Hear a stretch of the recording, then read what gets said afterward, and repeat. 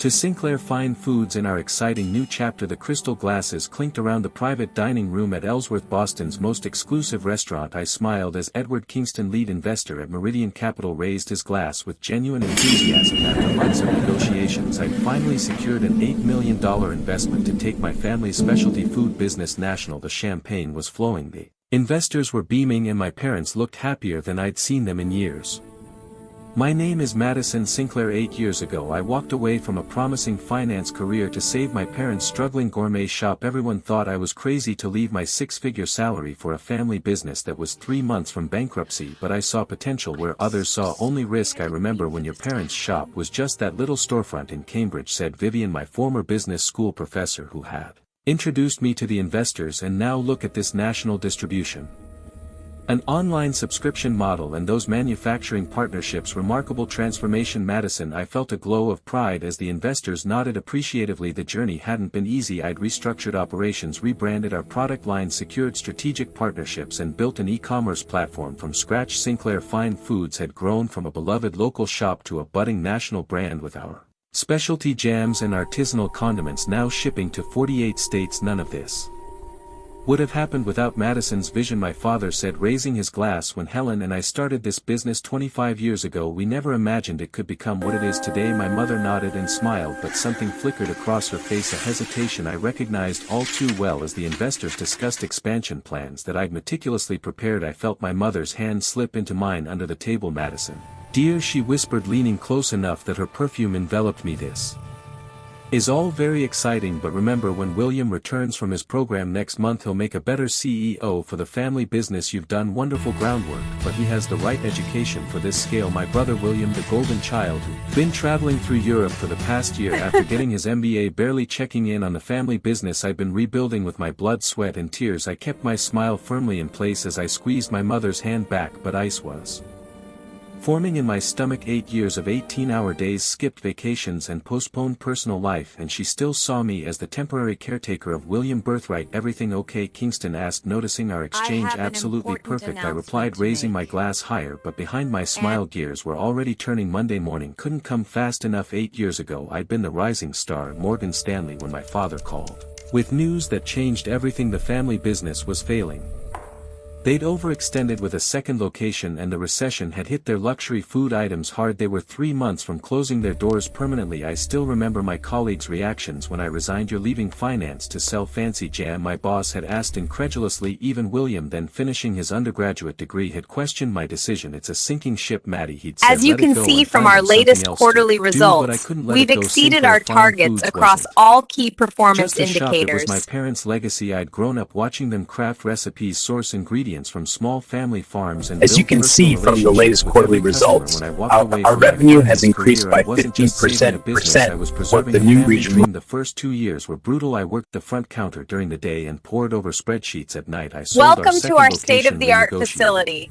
As you can see, we've incorporated the latest in sustainable design and technology. A second mortgage on my condo to fund our first e-commerce platform, then slept on a cot in the stockroom for 6 months when I couldn't make both the mortgage and rent payments. William graduated and took an entry-level position at a consulting firm. He occasionally offered advice from the sidelines, but was too busy building his own career to help with the family business. My parents never seemed to mind his absence, always quick to point out how he was gaining valuable experience that would someday benefit Sinclair Fine Foods. Meanwhile, I was transforming the business. Our handcrafted preserves caught the attention of a food blogger whose post went viral. I leveraged that exposure into a subscription box service that now had 20,000 monthly subscribers. Last year I secured partnerships with 3 national gourmet grocery chains, increasing our revenue by 340%. Through it all, my parents remained curiously ambivalent about my contributions. They were grateful, certainly, but there was always an underlying current of this is temporary in their praise. William would eventually take over as the firstborn and only son, an unspoken family assumption that no amount of my success seemed to change. Madison, Kingston's voice pulled me back to the present. The investors were looking at me expectantly. I'm sorry, I said, composing myself. Could you repeat that? I was asking about your vision for the company's leadership structure moving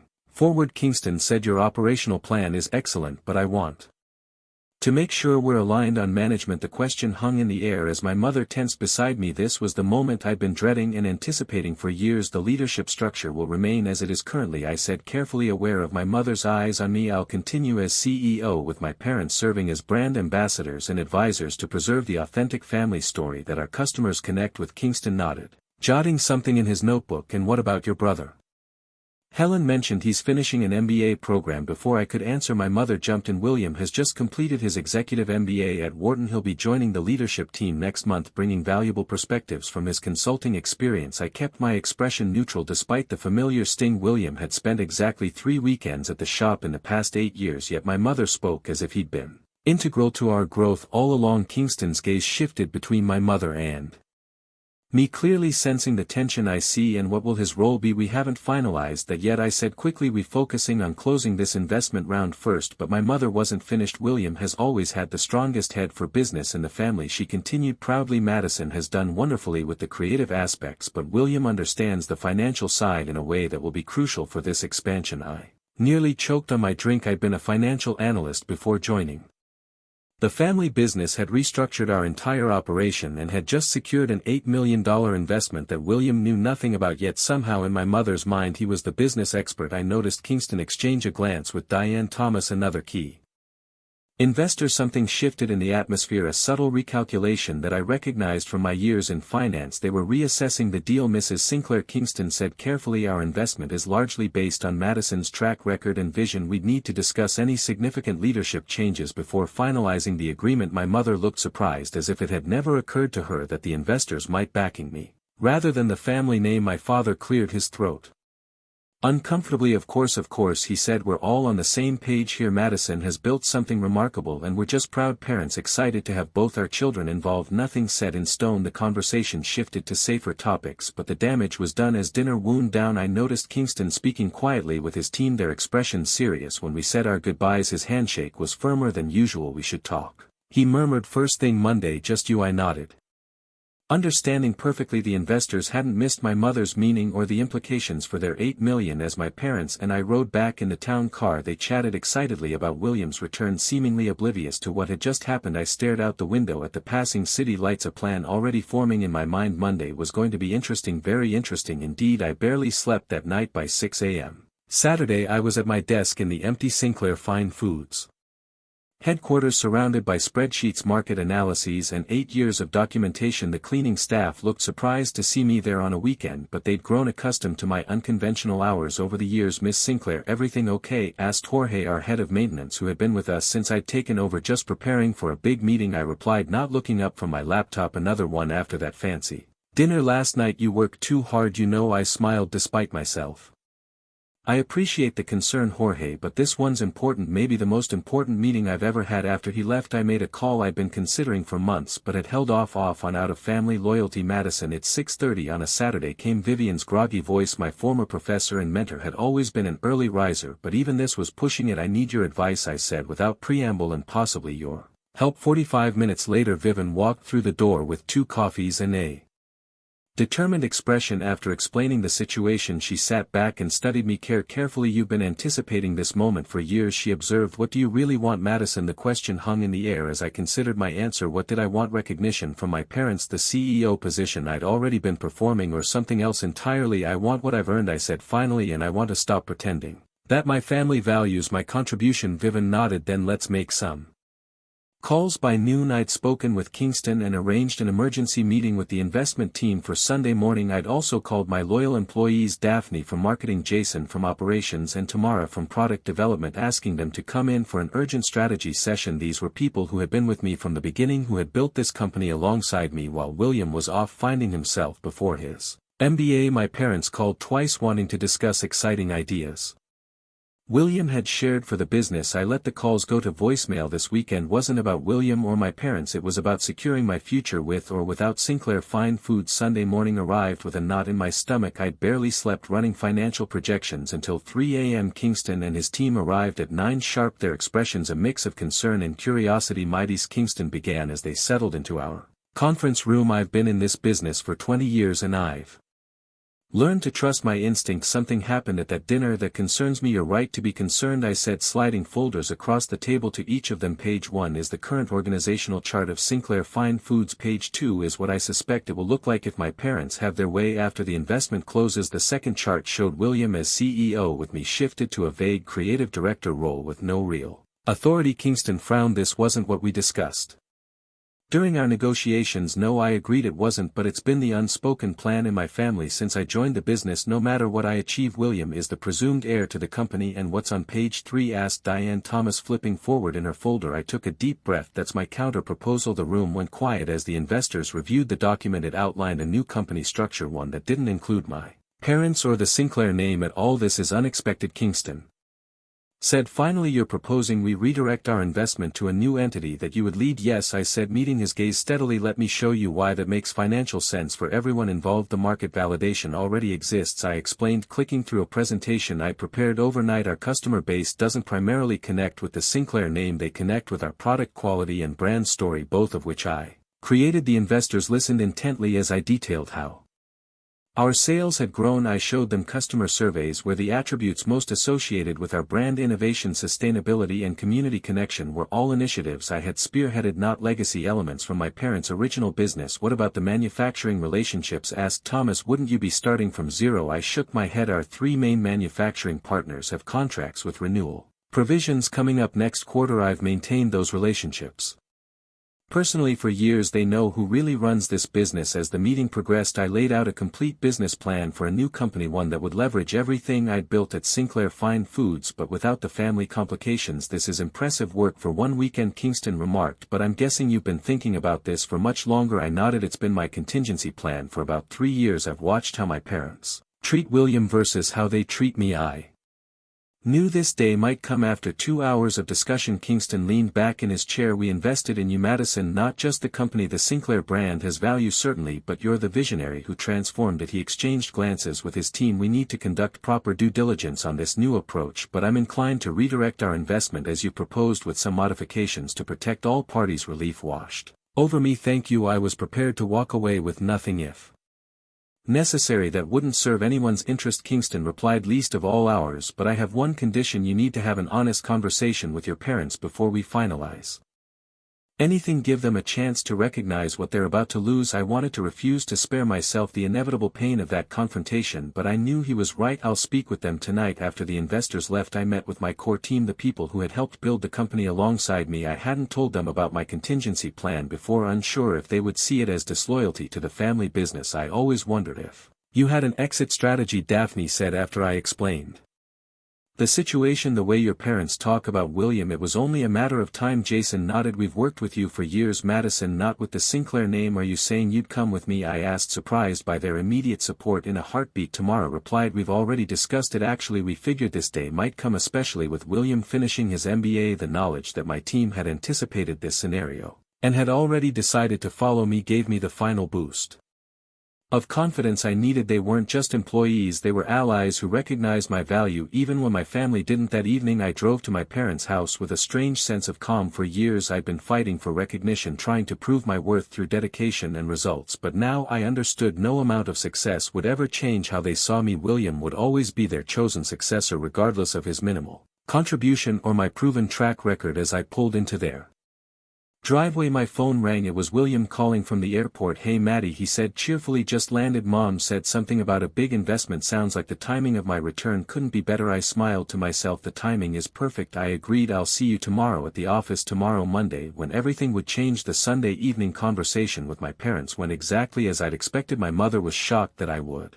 even consider abandoning the family legacy. My father, always the peacemaker, tried to suggest a compromise where William and I could co-lead the company. I've been running this business alone for 8 years. I reminded them, why would I need a co-leader now just as we're about to expand? William brings fresh perspectives, my mother insisted, and he's always had the strongest business mind in the family. Based on what evidence? I asked, struggling to keep my voice level. His consulting job that he quit after 2 years, his MBA that I paid for while reinvesting my salary into saving our company. My father looked pained. Madison, please understand this was always the plan. William is the firstborn. I'm 37 years old. I interrupted. I've increased company revenue by 3,000% since taking over. I secured an $8 million investment based on my vision and execution, but none of that matters because William was born first, because he's your son and not your daughter. The silence that followed told me everything I needed to know. They had no defense except tradition and preference. The investors are backing me, not the family name. I said, finally, you have until tomorrow morning to decide if you want to recognize that reality or lose everything I've built. I left them stunned in their living room, a family photo from my childhood staring down at us from above the fireplace. William front and center, me slightly off to the side. It had always been that way. I realized I just hadn't wanted to see it. Monday morning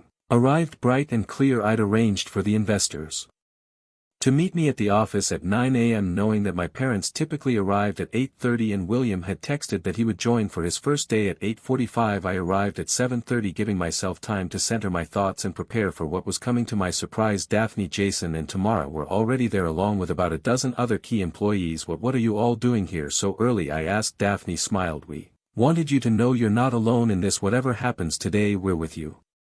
The gesture nearly broke my composure, but I managed a grateful nod before retreating to my office to review my notes one final time. At 8:30 sharp, my parents walked in, their expressions tense but determined. My mother was dressed formally as if for an important presentation. My father looked tired, the argument from last night clearly weighing on him. At 8:42, William strolled in wearing an expensive suit and exuding the casual confidence of someone who has never had to fight for recognition. He greeted employees he barely knew with handshakes and declarations of how excited he was to take the helm of the family business. I watched from my glass-walled office as he worked the room, already playing the role of CEO without having earned a single moment of it. My mother beamed with pride, pointing out various aspects of the operation to him as if he were a visiting dignitary rather than someone who should have been in the trenches with us for the past 8 years. At precisely 9 a.m. the elevator doors opened and Kingston walked in with his investment team and 2 people I recognized as partners from Meridian Capital's legal department. The atmosphere in the office immediately shifted, employees sensing that something significant was about to happen. My mother hurried over, extending her hand. Mr. Kingston, we're so delighted you're here. I'd like to introduce you to my son William. He's just returned from Kingston. Interrupted her politely but firmly. Actually, Mrs. Sinclair, we're here to speak with Madison, though I think it would be beneficial for all of you to join us in the conference room. The moment of reckoning had arrived. The conference room felt charged with tension as everyone took their seats, my parents and William on one side, the investment team on the other, with me at the head of the table. Years of unspoken family dynamics were about to collide with cold business reality. Kingston opened his briefcase and laid out several documents. Before we begin, I want to clarify something important. Meridian Capital's investment was approved based on Madison's leadership and vision for this company. Our due diligence focused on her track record, her team and her growth strategy. William shifted uncomfortably in his seat. My mother's smile became fixed. Since Friday evening's conversation, Kingston continued, we've had to reassess our position. It's become clear that there may be some discrepancy in expectations regarding the company's future leadership. My father cleared his throat. We've always envisioned Sinclair Fine Foods as a true family business with both our children contributing their unique strengths. With all due respect, Mr. Sinclair, Diane Thomas interjected, our investment was predicated on continuity of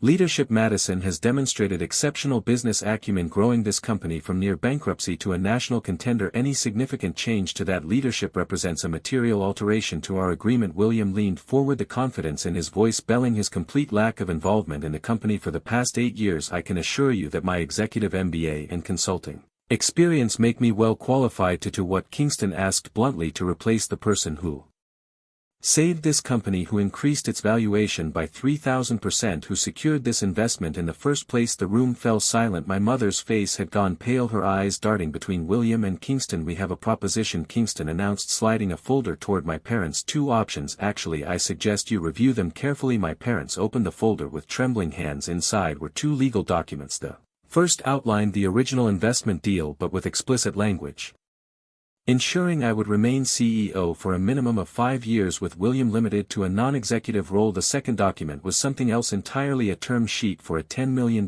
investment in a new company, one that would be founded and led by me with no connection to the Sinclair name or family ownership. What is this? My father asked, his voice barely above a whisper. Insurance, I replied calmly, in case you still don't understand what's actually valuable about this company. William snatched the Second document, his face flushing as he scanned its contents. You're threatening to start a competing business, your own family. I'm protecting the value Val I've created. I corrected him. Value that you had no part in building. William, where were you when I was sleeping on a cot in the stock room to make payroll, when I was personally delivering orders because we couldn't afford shipping fees, when I was redesigning our entire product line while working the register? My mother looked stricken. Madison, you can't possibly mean to abandon your family legacy. Before I could respond, the conference room door opened. Daphne entered, followed by Jason, Tamara, and at least 15 other employees, many who have been with the company for years. Excuse the interruption, Daphne said, her voice clear and confident, but we wanted to make something known. If Madison leaves to start a new company, we go with her, all of us. The room erupted in whispers. My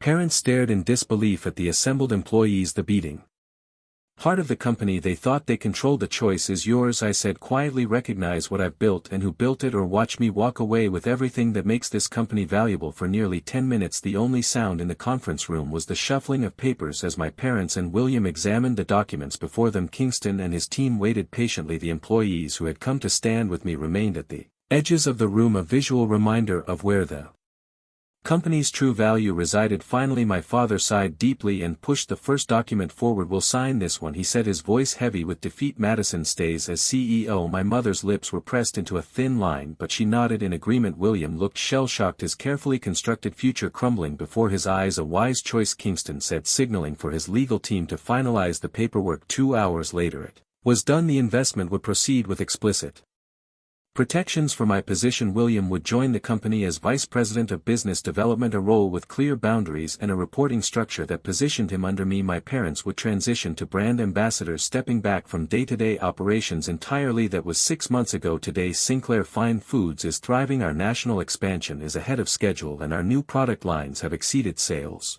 projections by 40%. From the outside we look like a heartwarming success story of family entrepreneurship. The reality is more complicated. I maintain a strictly professional relationship with my parents and William. Our interactions are cordial but limited to business matters. I attend the mandatory family dinners on holidays, but I no longer seek their approval or recognition. Some wounds don't heal, they just become part of who you are. The betrayal taught me something valuable. My worth isn't determined by my family's recognition of it. My true family is the team that stood behind me that Monday morning, ready to walk away from security for the sake of loyalty and fairness. I may carry the Sinclair name on my business cards, but my real legacy is entirely my own.